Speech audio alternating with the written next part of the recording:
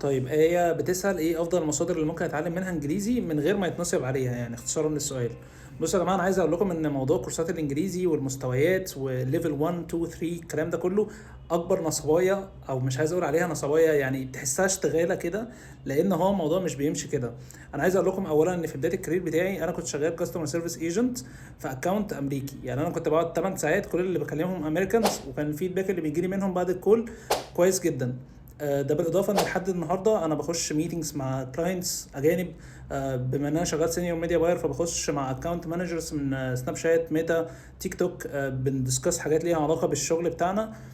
وكل ده وانا عمري ما خدت كورس من الكورسز دي. الحاجه الوحيده اللي انا دفعت فيها فلوس في تعلم اللغه القصه بتاعت ان انت تتكلم مع حد، هي دي الحاجه الوحيده اللي ليها لازمه. انت يعني الاساسيات او البيزكس بتاعت اللغه في ابلكيشنز كتير جدا يعني كويسه ممكن تعلمك البيزكس دي وتعلمك الكلمات اللي انت هتحتاجها.